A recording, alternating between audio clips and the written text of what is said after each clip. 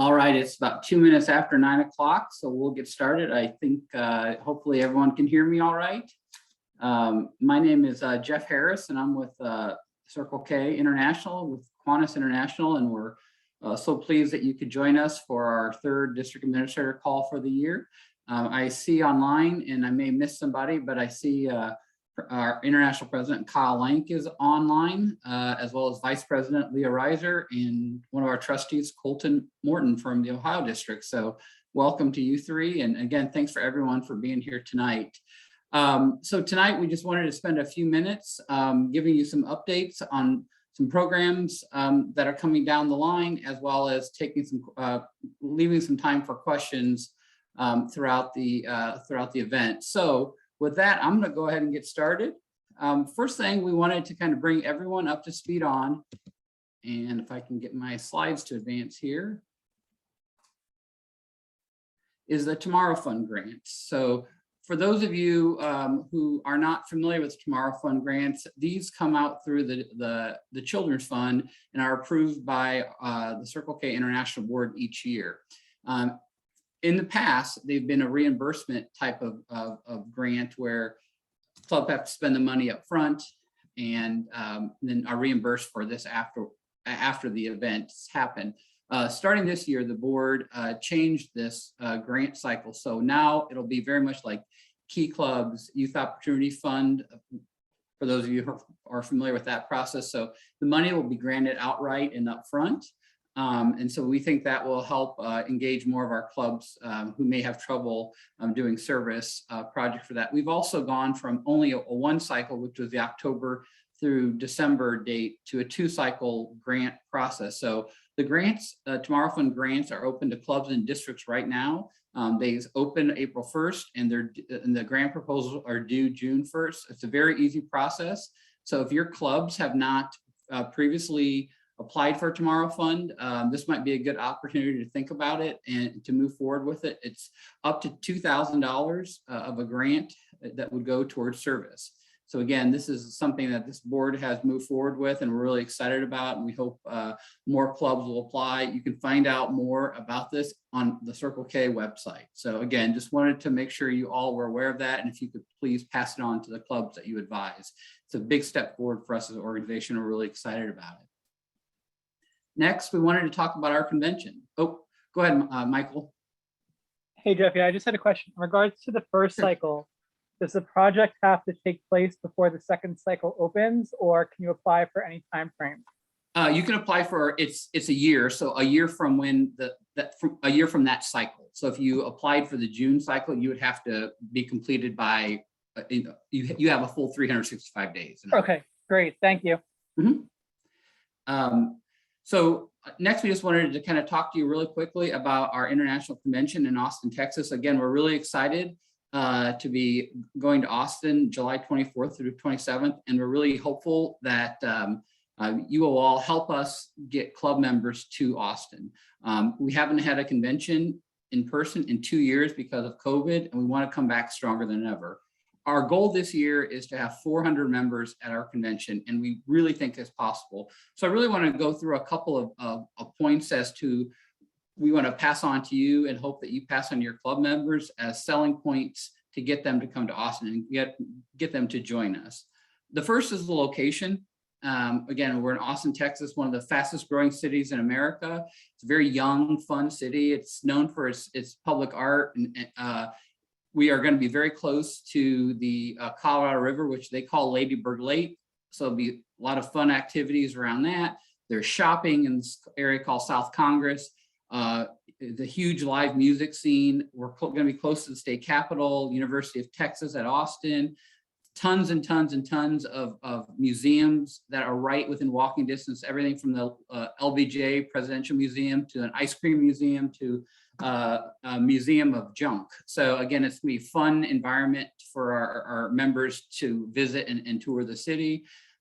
They're known, this is the Congress Avenue Bridge, where at each sundown, thousands of bats fly out from under the bridge. So that's kind of a cool free activity that people go to. There's wonderful restaurants and nightlife in the city, food truck parks, of course, barbecue and brisket, which Austin is known for. So again, we're really excited about the city. There's a lot that we think will entice our members to attend this convention. We have a really great facility. We're going to be staying at the Sheraton at the Capitol at Austin. So again, it's really close to the state Capitol building. The hotel is newly renovated, wonderful meeting space, a great restaurant in the hotel. As you see on the screen now, there's a great outdoor area that we're doing a lot of social activities there. There's an indoor-outdoor pool. The rooms are renovated. The hotel and meeting space is really renovated and very nice. And as you can see from this screen, we're not exactly in the heart of the downtown area, but we're right on the edge, which again makes this a very affordable hotel to stay at. On our convention, we'll have basically the entire hotel to ourselves. So the room rates, which again are very good, are $169 per night, and so that's 4-night total is $680. But if you split that 4 ways, which again a lot of our college students will, that's a very affordable price. So per person. So again, we really hope that you would all help us to encourage your members to attend the Austin convention. A final point I wanted to kind of go over with everyone is we've changed the format of convention. So in years past, there's been a lot of meetings, and we get feedback that college students don't like to be stuck in hotel rooms all day. So I'll just do real quickly the run through and kind of walk you through the new format. We're going to start on a Sunday with an opening session and a reception, which will be outside in that grassy area. It will include dinner as a part of the registration cost. That'll be Sunday night. On Monday, we'll have a general session and keynote address. We'll do a caucus of the whole, which will be the candidates running for international office. And then we're going to do something unusual for our convention. We're going to divide up everyone into teams of 10. Hopefully, they're going to be teams where they don't know anyone else. And we're going to talk about, one of the tenets of CKI is fellowship. So they're going to be sent out into the city to do a fun activity for a couple of hours, eat lunch and do a fun activity, get to know the city, get to know each other, report back. Then we'll do caucusing by district, and then district dinners will be that night, and come back together for a social hour / talent show. That'll be Monday.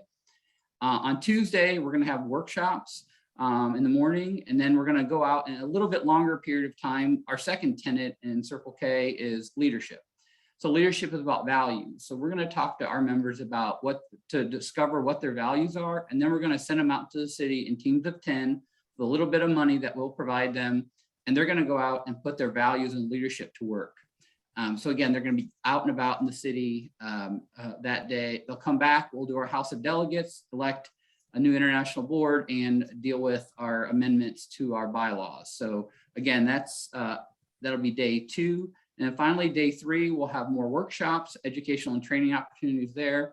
And then they're going to spend a large portion of the afternoon going out and service, our third tenet. And they're going to actually do kind of pop-up service projects, as I'm calling them, around the city. So they're going to create their own service projects. And then we'll have a dinner break, closing session and awards, and then an after party. So, again, we really think we're responding to what our members have told us over the last several years, is that they want to get out and do more things in the city and experience the city. So this is going to be something new we're trying, and really excited about it. And we would hope that you would help us convince more people to come to convention. Our keynote speaker is Evan Austin, and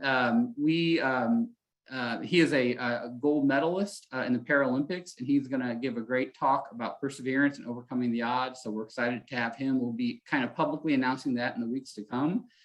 And then here's the cost for registration. So registration is $250, which we've kept it the same for the last several years. And again, hoping to draw more people to convention. That'll include a t-shirt, water bottle, that meal on Sunday night, and then some snacks at the after party. We also offer a virtual option, which is basically the main hall, which has all the main sessions, and that'll be for $20 a virtual pass if they didn't want to come in person.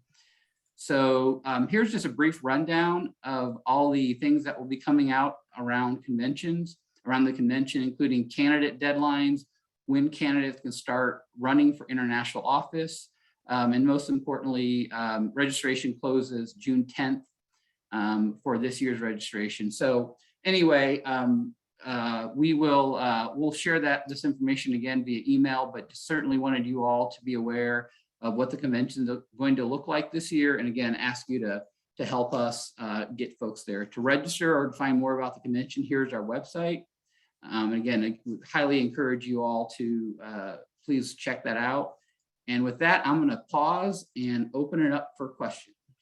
I just want to make it real quick before if you have any members that are on the fence about stepping up in leadership roles, if you think that, you just try to explain to them everything that CK has to offer and you can't get them to grasp it, they don't understand, this is an awesome opportunity to get them to see the scope and to get them to see what we're really all about. If you can get members here, you're never going to get rid of them. They'll be there forever. So if you can get people there, I strongly encourage you to seek the funding, fire people up about it. It'll be a great convention. We got to show them CKI is back and better than ever before the pandemic. So it'll be awesome. Absolutely. Do we have any questions? I actually have a question. For the dinner breaks and everything, will you guys have a list of what restaurants and everything might be in the area, or so that we can find out for ourselves for like the districts and all? Absolutely. It's a great, very walkable location. So there are tons of restaurants in the area. And then because we're going a Sunday through a Wednesday, the crowds probably won't be as bad. The other advantage we have is Austin has tons and tons of food trucks, which, there's apps and everything like that. So yes, we plan on creating like a Google map with restaurants and, the local CVS or drugstore, where the nearest Target is, that kind of thing. So that will be shared with those who are in attendance. Absolutely. Do we have any other questions?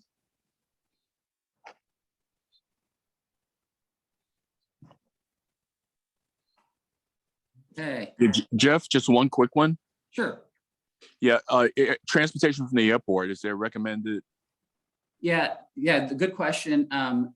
So there is a bus, but depending on the time of day you get there, it could take a while. So 45 minutes to an hour, we've been told. But Uber, the couple times I've been there to scout out the location and with the board, we took Ubers, and it's about a $14 ride. So I mean, yeah. Thanks, Jeff. And again, it could change with gas prices and everything else, but I think that's about what it was. So thanks, Greg. All right. Any other questions about convention, or is there anything that you would need from us to help convince your members to attend the international convention? I also want to note, there is on the website, if circlek.org/resources, there is a sample sponsorship letter that you can send for convention. I think that's on the website, right? If not, your governors have it as well. So it's a sponsorship form you can send to Kiwanis clubs, you can send to schools, whatever. There's also a bunch of resources, an interest form, stuff like that. Ask your district governor and your district administrator if they have the resources. And we will be sending out more information about the sponsor toolkit in a special email in the coming weeks, hopefully next week. And it'll include that letter and some other tips and tricks to try to get sponsorship. I know we'll talk about this here next, but another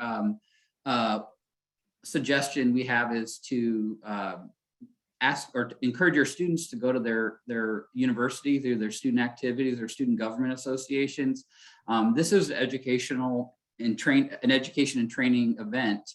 And sometimes the student activities programs, as part of their student activities fees, will pay for these types of conferences. So again, that's an option. So I see someone has their hand raised, so go ahead and unmute yourself and ask away. Okay, hi, good night, everyone. I'm Hello. from the ECNC, from Jamaica, that is. But what some of my members asking if there's a letter that they can get to go to the embassy for persons who do not have a visa. Yes, I've shared that letter with Leo, your district administrator, but I'd be happy to send it to you directly. So if you wouldn't mind dropping your email in the chat, and I can send that right away to you. Okay, sure, I will do that, and I much appreciate it. No problem. Go ahead, John. Yes, I wasn't clear on so the room is split 4 ways. Could you explain that? Oh, it's just that sometimes our college students like to, cut down on costs, so they will jam in to a room, 4 people in a room. So that's what I was referring The to. hotel will permit that? Yes, yes. Okay, all right, thank you. I see another question. Go ahead. Hi, good night. This is Divisional Coordinator Ria, Caribbean District. I noticed that you're allowing for virtual registration this year. Can you tell me if hosts of delegates will also be virtual? No, to be a delegate, you'll have to be in person, and that's a couple of reasons but the main reason is the cost of doing the virtual voting. With having secure voting, that would be thousands of dollars that we just simply don't have. So yeah, we're not going to be doing virtual voting for the House of Delegates. That'll be treated separately, and you'll have to be in person for that.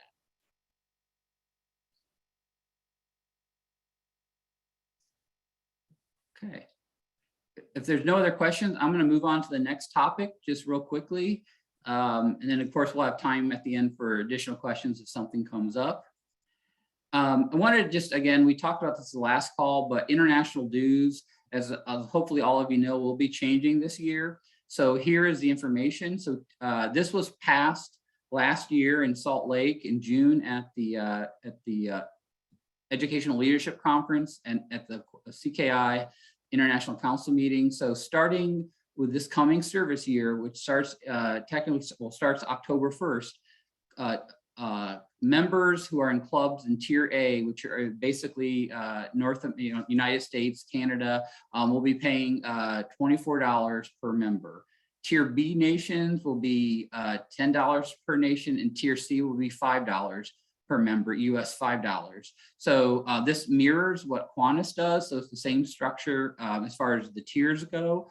And then we will also be starting April 1st is when we technically start our quote unquote summer club. So if you charter a new club on or after April 1st, all the way through October, those fees and things go towards paying your membership dues for the following service year. So that would pay for that service year starting October 1st, 2022.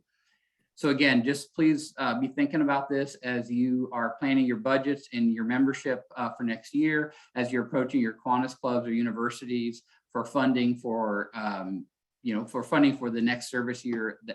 You will have to update your rosters and let us know who your members are, and then an invoice will be generated for both your international dues and your district dues. Again, just like Key Club handles it and just like Kiwanis does. So it'll be something new as we've moved away from the flat fee. Go ahead, Emily. Hi, sorry. I'm just trying to clarify this. I have a club that's most likely going to be chartered the early fall of next year. So are they going to, what price are they going to be paying? The $24 per member? Are they going to still get grandfathered into this year kind of thing? I'm just not clear. Yeah, it depends. And let me advance the slides here. I'll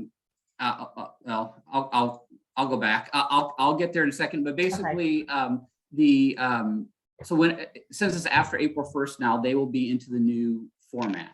So they won't pay a flat $450 or $600 charter fee anymore. They won't pay a charter fee. They'll just pay on the number of members they put on the roster. And of course, depending on the size of the school, you have to have 10 or 15.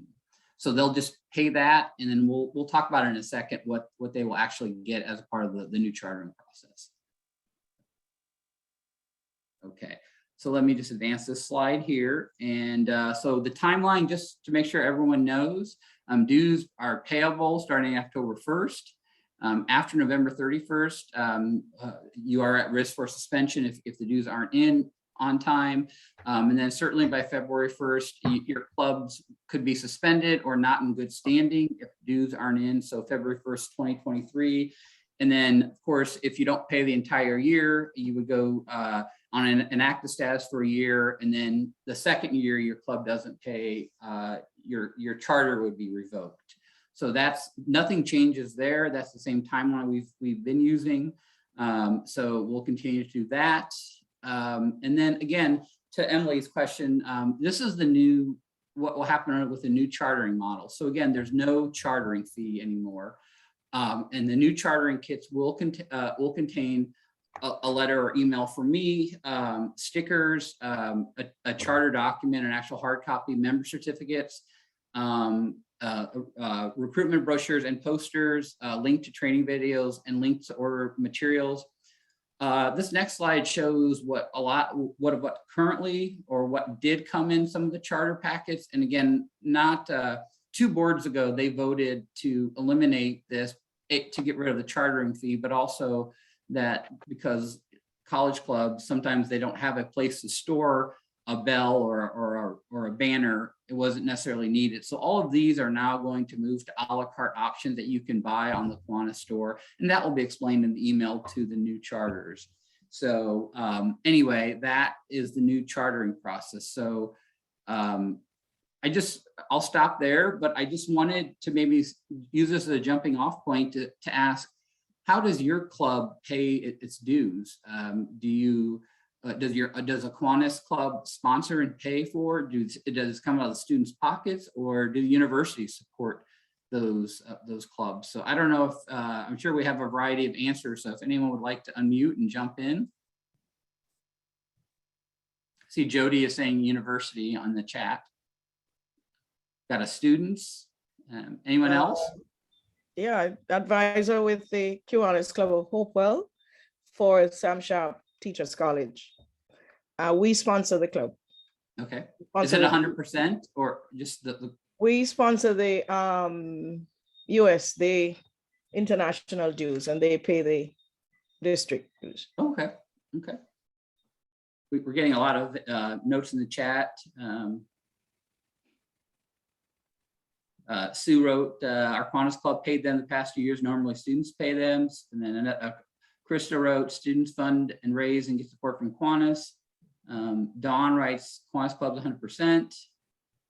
So yeah, we're getting a lot of comments in the chat. So I appreciate that. That's all good information to gather as we move forward. It's always a mishmash of trying to figure out who's paying for these. So anyway, so this is really helpful. Does anyone have any questions or comments on the dues, the new dues model, or the chartering before we move on? Yeah, Jeff, it's Greg. Yes. Yeah, some of our clubs in New York, particularly the public city universities, haven't even yet resumed normal activities. So they're not allowing the students to meet. They're not allowing certain kind of events and on campus. Is there any flexibility there with not having them? I understand the dues would be delinquent, but not having them advance in status to put the club in jeopardy. Are they able to meet online at all? It's been hard. It's been Sure. difficult to do that. I assume they are, but it's just been difficult to Well, get them together. Sure.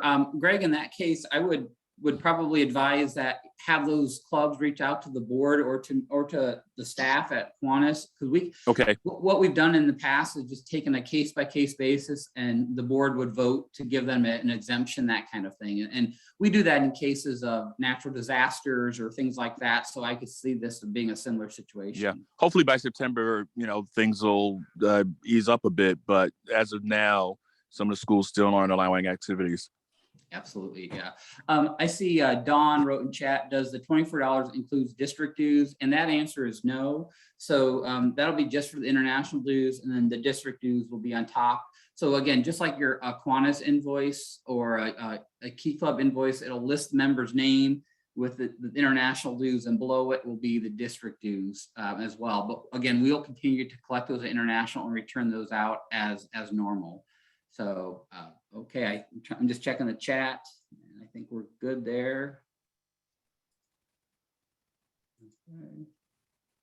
Oops, gotta go back here. With that, I wanted to, I think Brian Puccino, he has come up with an idea, which again, I just wanted to kind of throw it out there to discuss. So Brian, if you're on, if you could unmute and maybe kind of talk about your situation and kind of your thoughts as it relates to the Global Leadership Certificate. Sure. And what I'll do is I'll raise my hand so that those that are a little less tech savvy will see me at the top of their box. Jeff, thank you. Appreciate you. I had approached Jeff a little whiles back now, I guess. It's been a little bit, right? Mhm. And once we started talking about what this new due structure would be, for my organization at Stockton University, and as you saw some of our other partners in New Jersey comment, and I'm sure a lot of other schools have this, a lot of universities will provide funding to organizations, but a lot of them also have a thing where if you're a dues paid organization, it messes with the support structure financially that an institution can provide. And part of that comes from the fact that of it being a dues paid organization. In addition to that, if you have funding, even though you're paying dues, schools won't pay for dues for students in a lot of cases because they'll consider that then Greek life, and they have policies against paying for Greek life organizations dues because, I mean, financially speaking, those can be hundreds and hundreds of dollars for those who, are familiar with that pay structure. And so one of the things that I started to do is I started talking with a couple different directors of different departments at different institutions, schools that I have good relationships with throughout, different areas, parts of the country. And one of the things that I know from being in some professional organizations through higher education is that certain organizations will have something where you can join their conference, their convention, or training, stuff like that. And if you're not a dues paid member of that organization, you can pay to attend said conference, said training, said leadership course for a certain value, a certain price. In that, you are also given, gifted, if you will, a 1-year complimentary membership to that professional organization. And so in talking to different people who are part of these different organizations, such as, there's different ones out there in higher education, that got me thinking. And when talking with some different directors that are in student development, specifically at my school and a couple in New Jersey, institutions would be more willing to pay for a student to be part of a training or leadership organization than dues. And so Circle K put together that whole training, the breadth of how large this training seminar they put together for students kind of offers the perfect case scenario in trying to get something like this done. Whereas if a Circle K is not dues paid and they go to their school and say, look, I would like to be part of this college training course to be a better leader. What that then does is it opens the university to be able to pay X amount of dollars for that student to go through the training. And then they would get that membership, that Circle K membership, complimentary, potentially anyway. And so if, let's say, I know that, there's debate on how you can price structure and whatnot so that it's fair for all the different sized organizations out there. But just using Stockton Circle K as an example, they would pay that $24 it is for the international dues. And they have $10 in New Jersey as their district dues. So it's $34. If, say, Circle K International was able to offer an invoice that allowed access to students to pay $34 to $40 for that training seminar and receive a complimentary membership for that current Circle K year, it would allow Stockton University to be able to budget out and pay for that out of the club's budget. This is something that, when I've talked to a couple of different other schools that I know of, have said, yeah, that's something that schools can get behind because you're paying for an object, something that's attainable, something that's learning, training, similarly to what Jeff was saying about international convention being something that students can go to. Through that, we kind of thought that in addition, you might have some schools in the country where a student comes across this leadership course by Googling online, hearing about it, hearsay, oh, my friend goes to that school and they paid for that leadership thing. It also might help Circle K International grow.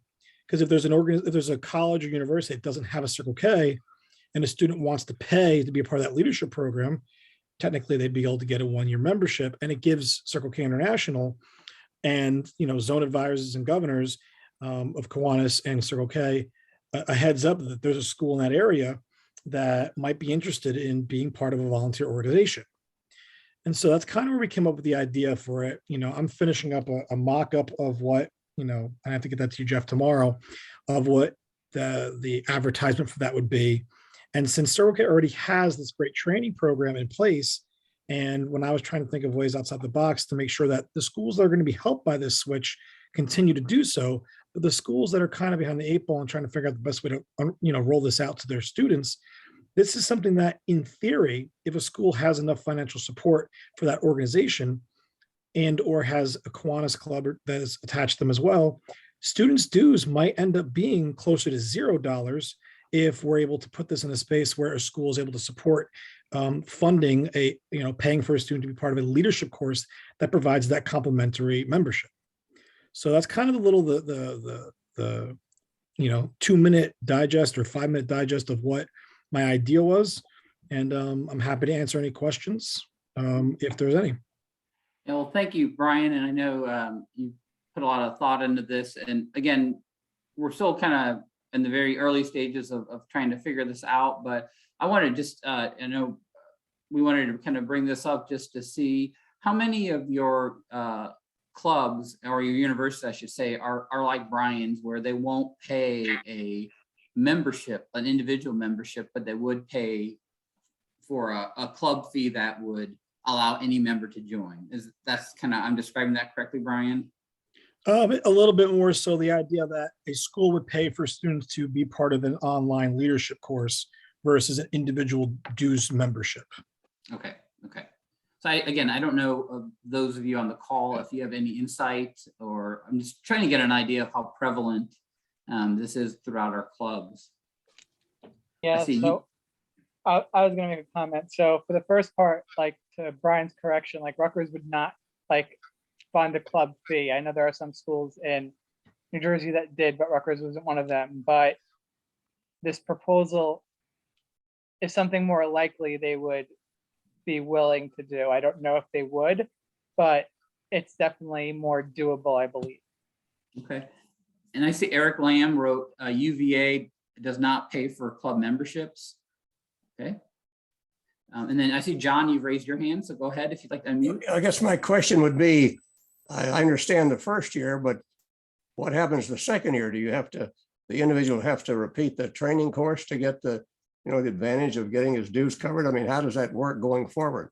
So I think, thank you for the question, John. I think the idea being that the sheer plethora of different training courses, modules, and under the assumption that there would be updates every year, just like there are for the professional organizations I'm in, the base stuff is there, but every year they add some extra things, and you go in and read that every year.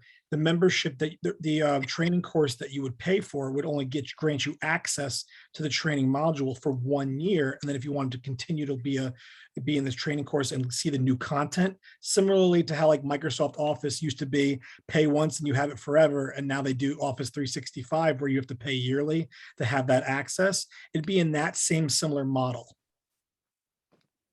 So, but it wouldn't cover district dues though. So that would, I would say, again, this is just, we're kind of bringing this up only in concept. We're trying to just gather some information from you all.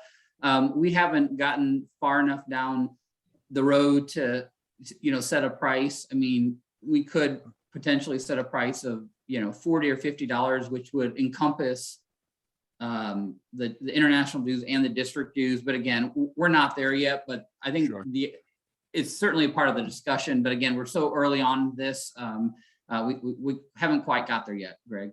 So yeah, the other thing is, I think it's interesting because I know at City University, the 20 colleges that make up City University in New York, they won't pay dues because the students pay an activity fee, and they feel that they've already covered the ability to be members of clubs and organizations.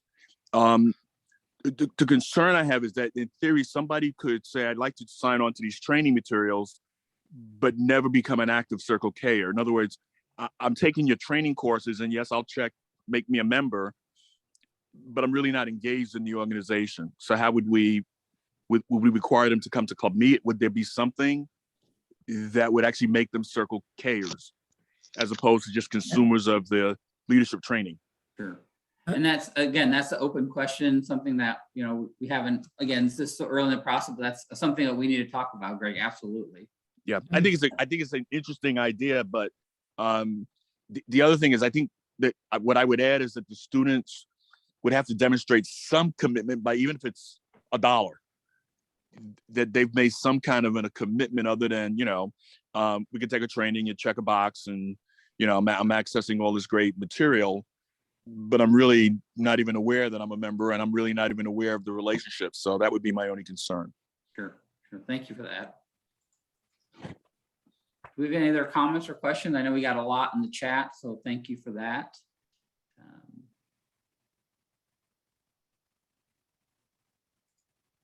No? Okay. Well, I am going to kind of open it up for discussion. That's kind of what we do in these calls. So Kyle, I don't know if you have anything you'd like to ask, but one of the discussion points that we had talked about was, you know, we're heading into the summer months.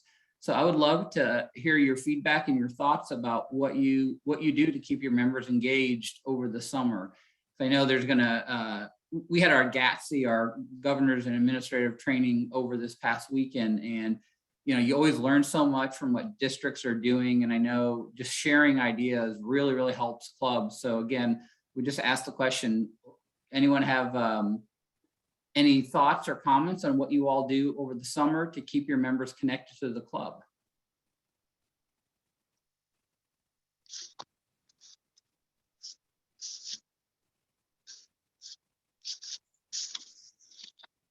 Or do you do anything? Or Brian, go ahead.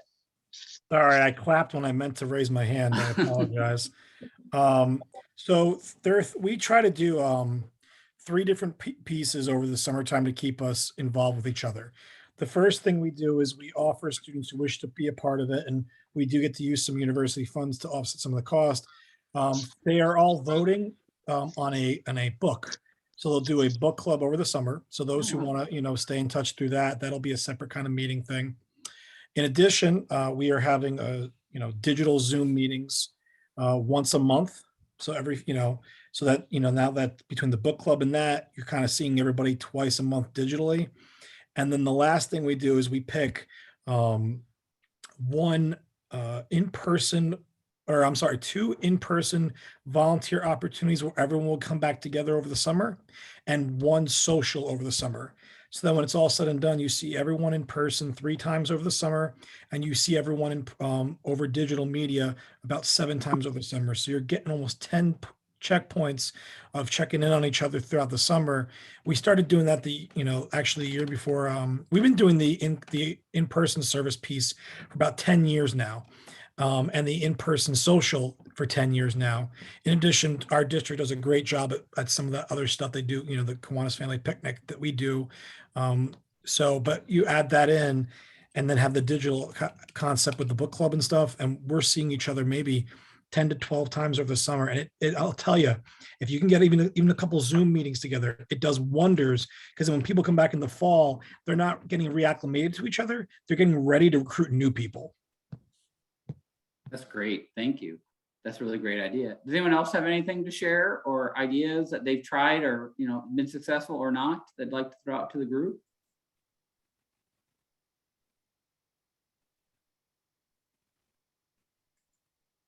No? Well, I do, I have heard in the past that some of our clubs, they, again, meet digitally or virtually over the summer, but they work to do, like when students move back on campus, they, they come in campus a little earlier and they help people move back in, and that's a recruitment effort as well. So that's something else. I see Emily put in chat, we have a district-wide Kiwanis Family Picnic, but nothing club specific, okay.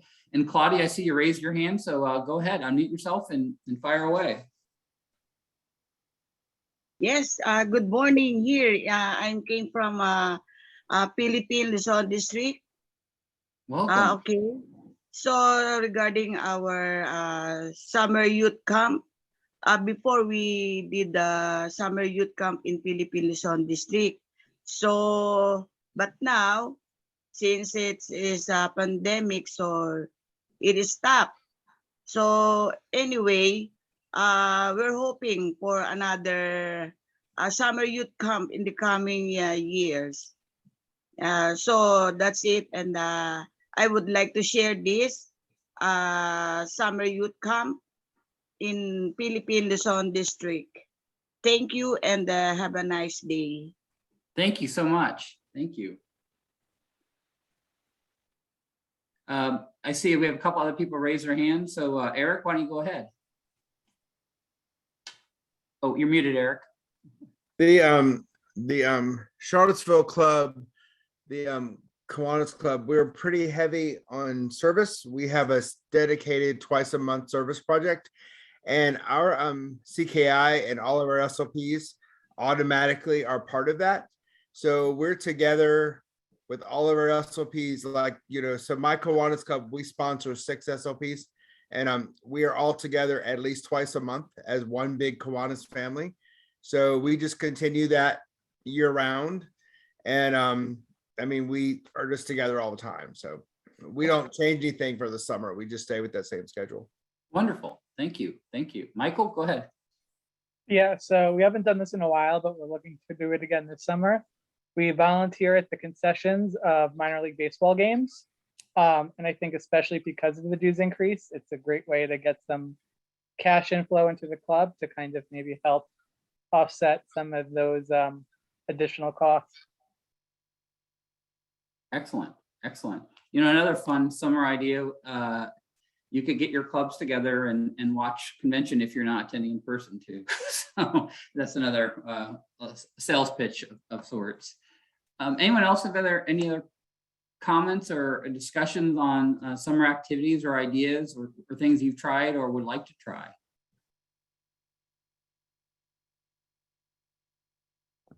I don't know if anyone from outside the New Jersey area would be interested in this, but I was talking with my president and we were wondering if we can set up something where if another club from around the world wanted to do an online social over the summertime with us, we were kind of really interested in doing something like that. That'd be great. And Brian, you might want to post that in the Facebook group too, because I'm hopefully there'll be somebody on this call that would take you up on that. That's really cool. Okay. I don't know if anyone else has any other questions or topics you'd like to bring up, but Kyle, President Lank, I should say, do you have any closing comments before we let everyone go? I said 2 questions if people would like. Well, the first question being, listen, we're approaching the end of our year. We're kind of looking towards the new board and giving them suggestions. How can we improve these calls? Would you all like to see more informational sessions, more trainings? Do you like the roundtable format? We're going to continue these into the future. So how can we improve these calls moving forward? And this could also be an email or something like that if you don't feel comfortable sharing.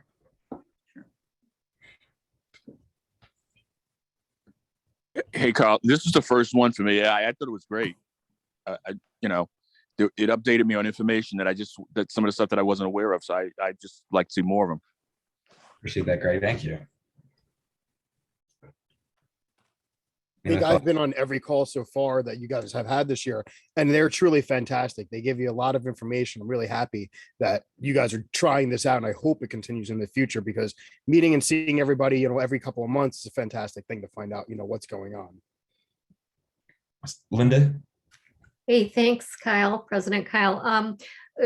Just one question for me. This is the first one of these I've been on as well, and I think it's incredibly helpful with the announcements and things like that. But is there one that's done for first-time advisors? So it kind of gives them the nuts and the bolts at the start of becoming an advisor for the first time? That is a great idea. We talked about doing an advisor buddy system. So as advisors would come on as a first-year advisor, they would get paired with an experienced advisor, and they could teach them the nuts and the bolts and that goes outside of the formal training. That is a great idea, Linda. Thank you. Thank you. Michelle? I just have an announcement at the very end when you're finished is all. You can go now. Oh, okay. So after much discussion over many years, we're pleased to announce that the dream is finally becoming a reality, thanks to all of the leadership at Kiwanis and certainly CKI continuing to push this forward. But we have a new alumni networking platform that will be launching in reality this summer. So I know it's been a lot of talk, but finally we're moving forward with that, and we'll be rolling that out throughout the summers, and we'll certainly be at both conventions. I just wanted to make sure that was on everybody's radar. And I'm Michelle Studi Campbell. I'm the executive director of our service leadership programs, in case anyone didn't meet me yet. Thanks. Thank you, Michelle. And I think I speak on behalf of all future alumni of CKI that we're excited. We're very excited for that. Any other questions or thoughts? Anything you wanted to throw in front of the group? I will say there's some good comments in the chat regarding summer events. So again, please check those out, and we will, as always, we will post this on the Facebook group tomorrow. So hopefully those who didn't attend tonight can watch this later. And again, we appreciate all the feedback and the comments, and we will continue to keep working to make CKI better. Kyle, I'll let you take it away and wrap it up.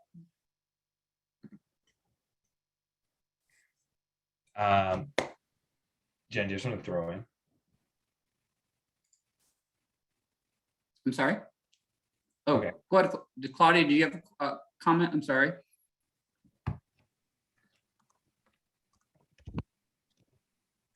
Yes, again, good morning from the Philippines, Philippine Luzon District. May I ask about the dues membership of Circle K and all SLP clubs regarding, are we going to pay all the dues for the Circle K? Yes, membership also. And after 1 year, we are going to renew all their membership dues, KI dues, I mean. Is it right? So depending on the Circle K club, whoever is their sponsor or whoever that Circle K club designates as the person who pays the bill, so to speak, will receive that invoice. So in some cases, it'll be the university. In some cases, it might be a Kiwanis sponsoring club. And in some cases, it may be the students themselves. If you could put your email in the chat, I can communicate with you directly, and we can help you out. Yes, I will send my email to you so we can have a conversation regarding the SLP Circle K. And thank you so much for your time. Great, thank you so much. Do we have any other questions in the chat that we need to address before we hang up? Only thing I would just add real quick is there was a lot of discussion about the Global Leadership Certificate as a value add, which is exactly why we've been working on it for the last couple of years. We now have it available for advisors to kind of audit the courses and check it out so that you can help your students better understand what the program is about.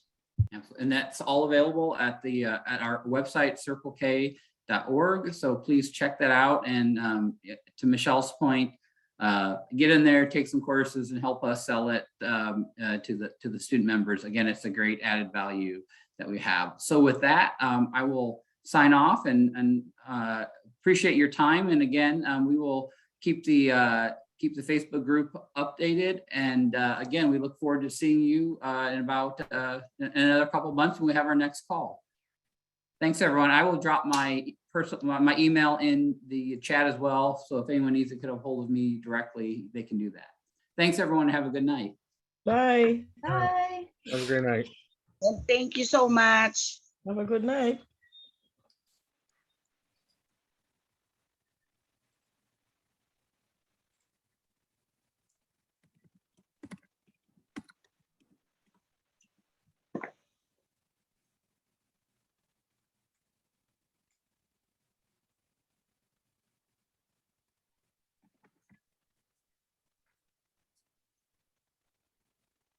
Saan kaya ito? Meron pa kaya ito?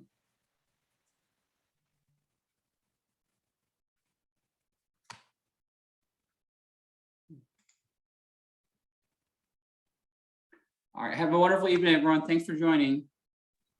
I was trying to get the Facebook link before it disappeared and I can't make it work. So can I send you an email? Yes, please do. It's this jharris@kiwanis.org. And I saw that at the very end. So yes, please do. Yeah, Yep. Because I was trying to get it off the chat and I just couldn't get the link. Oh, okay. Thank you. Thank you. Have a wonderful evening. Bye-bye. Okay, bye.